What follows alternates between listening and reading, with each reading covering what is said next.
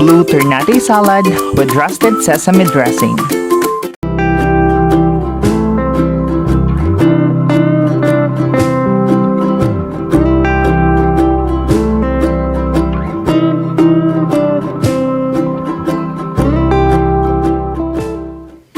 Hello everyone, welcome to Blue's Kitchen. This is Jonathan Del Cruz, and for today's video, we will be preparing quick and easy salad recipe which you can also try at your home. The Blue Ternate salad and a roasted sesame for dressing.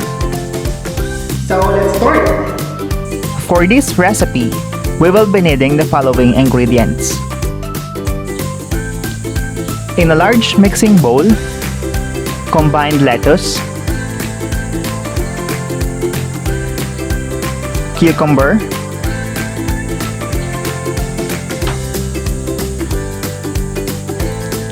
blue ternate, and croutons.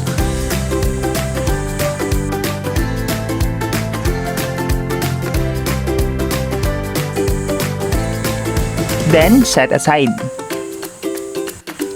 For the dressing, combine the roasted and crushed sesame seed, 1 teaspoon of lemon juice, 1/4 cup of mayonnaise,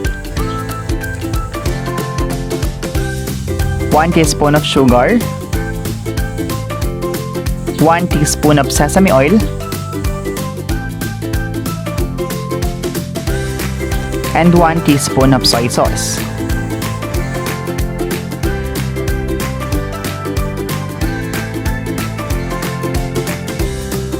Then mix until well combined.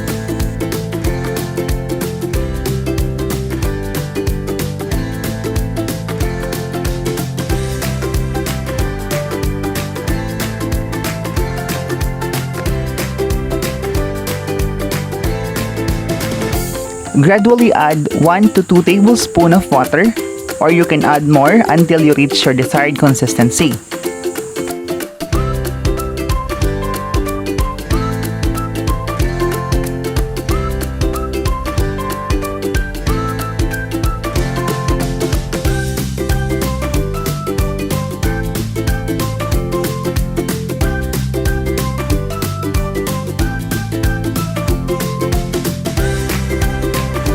It's time to toast the salad and sesame dressing.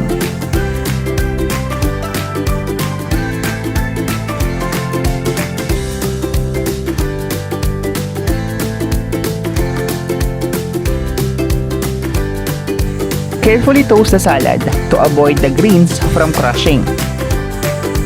Once the lettuce are crushed, the water on the greens will be released, and it's not good for our salad.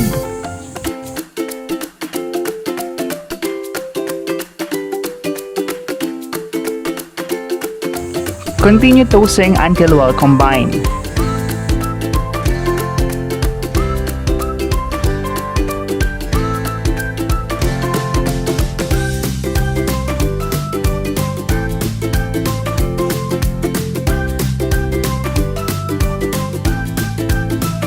And now, we're ready for plating. I just put enough amount of salad in the salad plate.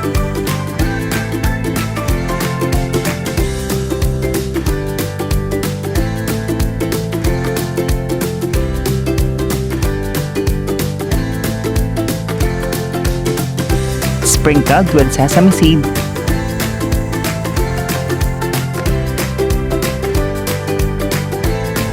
and top with blue ternate flour.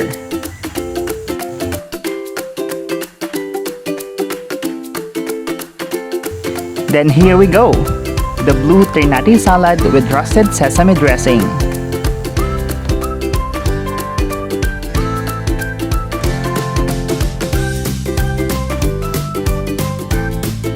And it's time for tasting.